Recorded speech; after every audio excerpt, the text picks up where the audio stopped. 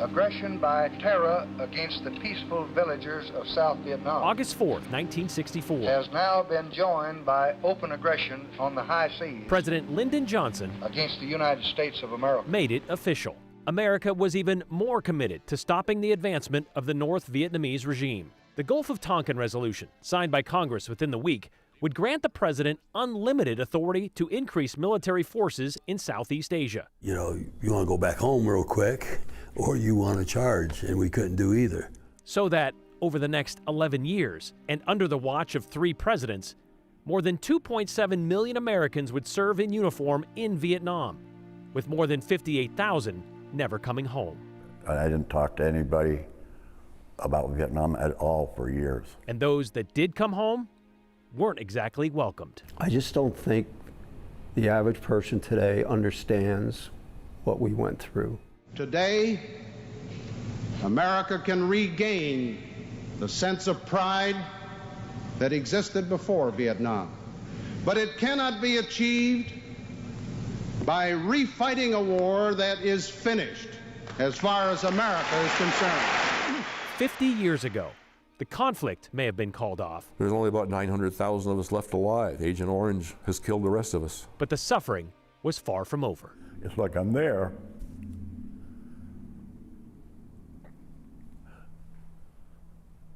It's like it just happened. The fall of Saigon marked the end of the Vietnam War on April 30th, 1975, 7 days after President Ford's speech at Tulane University, which you just heard a little bit of. When the dust finally settled, the names of more than 200 Idahoans were scattered among the other 58,000 killed in action on the Vietnam Memorial Wall in Washington, D.C. These days, more than 44,000 Vietnam veterans call Idaho home. So today, here on the 208, in honor of Veterans Day tomorrow, we're going to be focusing on that conflict. As a warning, some of the stuff they spoke with us about is pretty intense. But here, in their own words, 4 Idahoans share their experience of serving overseas and since.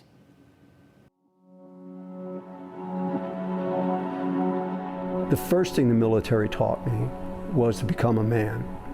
Number one, to be accountable and responsible and accept authority. We all went over there thinking that we're doing the right thing. The movies are not what it was like. It wasn't it at all. It seems like a blink of an eye. You know, I look at, my daughter was 3 months old when I left for Vietnam. You know, she turns 57 this year. My God, I'm that old.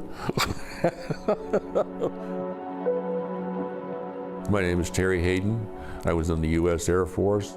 I was in Vietnam from February 23, 1969 to 23 February 1970. And then, of course, I flew in and out for this 1971, 72, 73, 74. I was 20 years old. Why did you join the Air Force? So to beat the draft. I had committed some felonies. I'm not proud of them. I guess the felony that was on me was grand larceny back then. And then when I went before the judge said you have 2 choices. First choice, you go to Leavenworth prison, or you join the military, whatever branch of military you want. And that's how I joined. Well, my dad and I weren't getting along real well, and I walked by a recruiter and went, I'm going in. What made you say, all right, I'm going to go Marines? I mean, your dad's in the Army. Why didn't you go there? Marines got a better looking uniform. Trust blues, you can't beat them. What was your first impression of Vietnam when you got there? Hot and muggy. The smell, it was terrible. When they opened the door to the airplane, it was all different. Whether it was the rotting vegetation or was the burning of the human waste, it was a combination of all. But yeah, that was, you don't forget that. My name is Bob Ashbrook. I was in Vietnam from April Fool's Day of '69 to Christmas Day of 1970. We thought we were going to be storming the beaches like in Normandy. It was basically chaos, organized chaos. And they drew a map on where we landed at Da Nang, how to get to where we're supposed to go on a napkin. No lights, can't use your lights, no moon. The name, Rich Porter. I was in Vietnam from summer of '65 to summer of '66.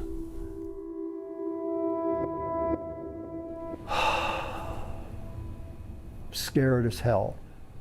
My name is Vincent Muller.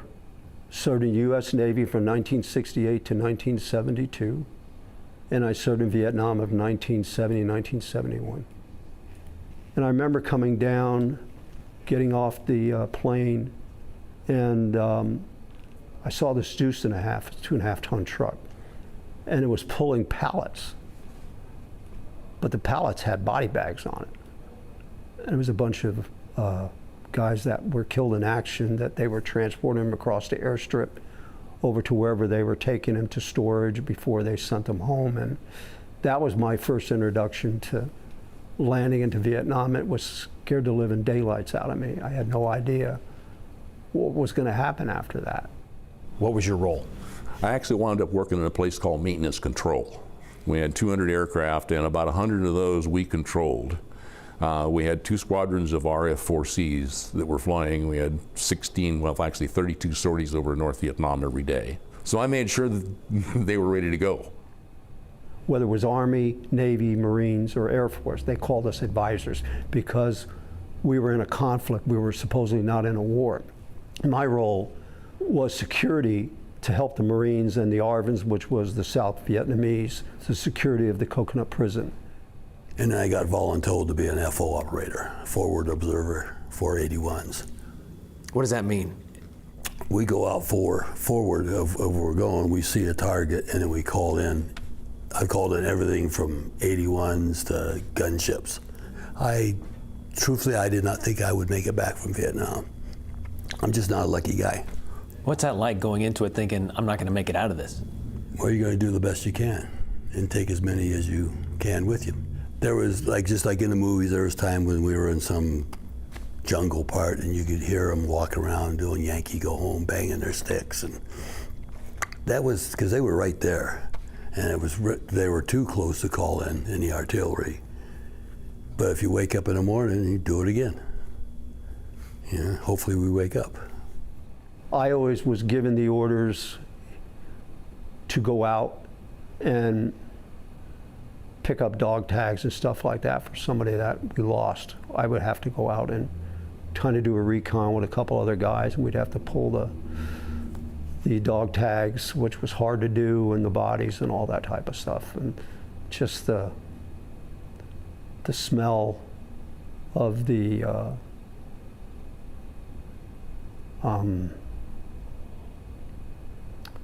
bodies and the burnt flesh and stuff like that, and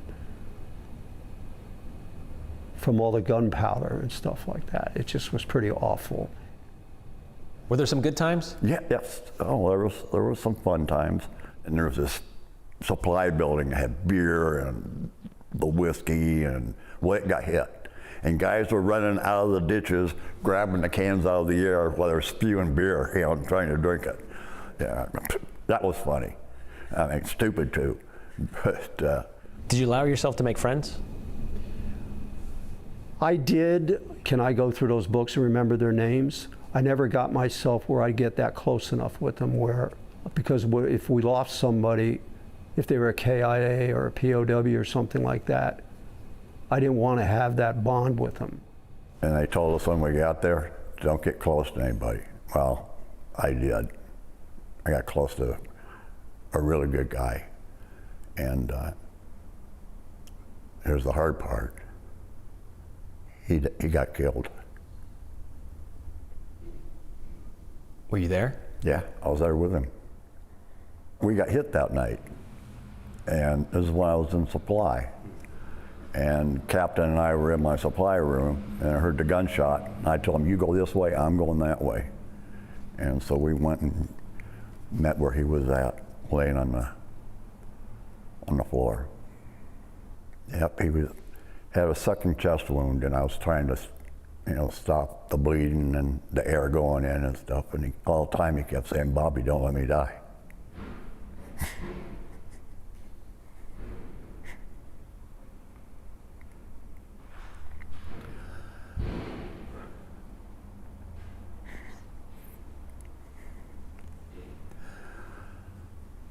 Finally, the medics came.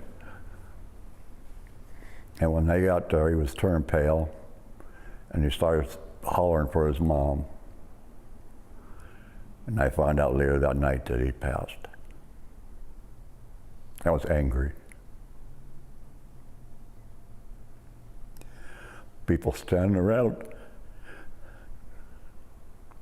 and not doing anything. So I ran out after they took him. I was yelling, swearing, crying, and praying. So I didn't want to get close to anybody like that again. What was his name? Tommy Price.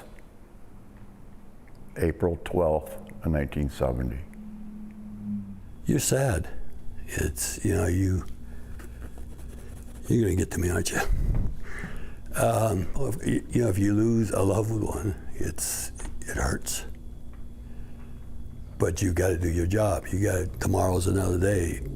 There's another hour. You've got to protect what's there. We all protect each other, and you just keep on going. You know, it bothered me a lot when I got back for several years. Usually when I start drinking, it's rough. But I don't know, maybe I'm a little weird. I try to take that stuff that makes me sad and mad, put it in a box, and either put it down the basement somewhere or put it up in the attic where you're not going to see it. And all you can do is suck it up. For me to be sitting in maintenance control and to get a call from the flight line and say, hey, I need a fire truck out here. There's no fire. We need a fire truck. Oh, we need to wash the airplane out. You know, and I had to ask questions, why? They just brought a bunch of body bags back. And the body bags develop holes in them, and plus they're muddy to start with. And so you get a bloody, muddy aircraft, the cargo bay of that aircraft. You know, those are the kind of things that stay with you. You walk back onto your airplane, there's 27 caskets on it, and see what it does to you. Fortunately, I never had the 81 flight, and there's 81 caskets on there. 27 was bad enough. I went over and started to read the names, and I couldn't do it. And that haunts me to this day, and I'll take that to my grave with me. I'm sorry. They were on their last ride. And for what? What do you remember about coming home? It was ugly.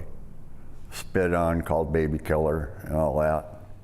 Oh yeah, I got things, got things thrown at me on, all going on and off the base, and called names and this kind of stuff. Yeah, pretty much. You're baby killer. You're shunned a little. But there were no parades or anything for you guys. No. Just suck it up, Buttercup. Keep going. Everybody was telling me, some of the guys that I knew said, don't wear your uniform or anything like that. I said, well, why the hell not? I'm proud of wearing my uniform. We didn't realize about what was going on about the protesting at the colleges and all that type of stuff, and the burning of our flags.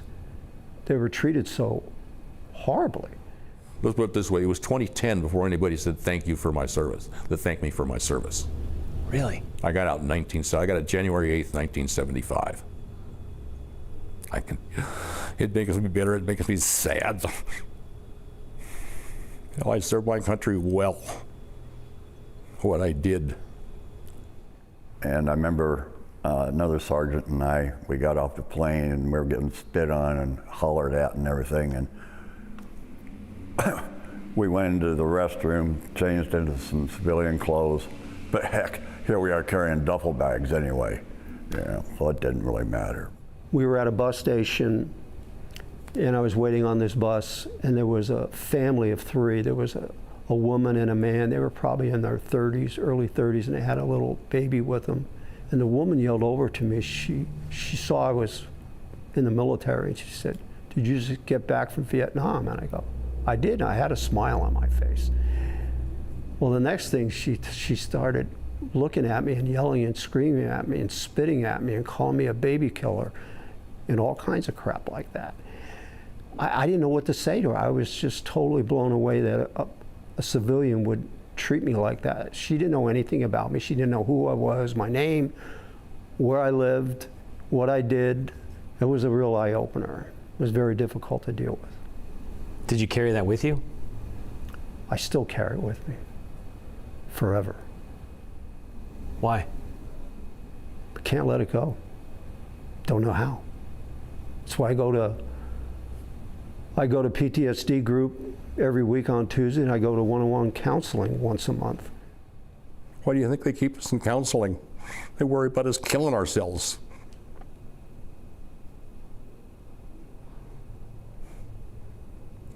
You know, I live with it by myself, basically. I didn't talk to anybody about anything. I didn't know how. I didn't want to.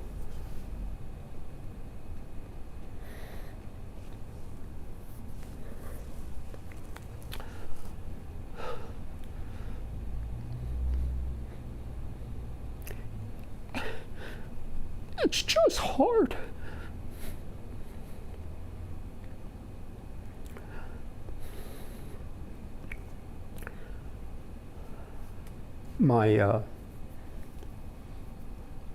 My family never talked to me about it.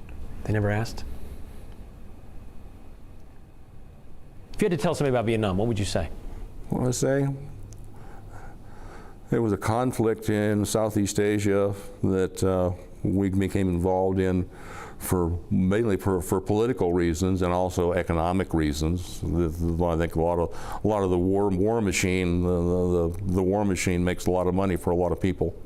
I think Vietnam is just another part of our history that I'm part of, and I'm proud to be part of, regardless of all the negativity that took place when we were there and when we came home. Why didn't we finish the mission? And why did we just come home? We're not really accomplishing anything. But I'd still do it again. Even though nothing really was accomplished. Would you do it again? Yes. Knowing what I know now, I would not want to, but if the country called and we had to go do it, it's, I don't want to sound like superhero or anything like that. It's just that's a job. Would you have done anything differently? Given the retrospect in the climate in this country right now, yeah.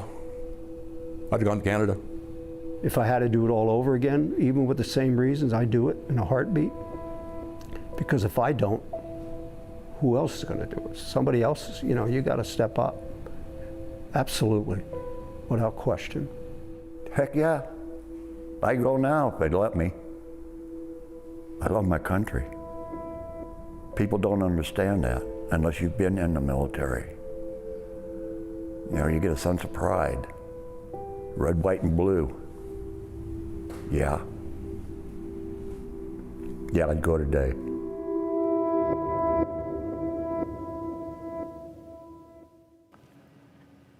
We didn't get a chance to get into the impacts and effects of their exposure to Agent Orange, of which there are plenty.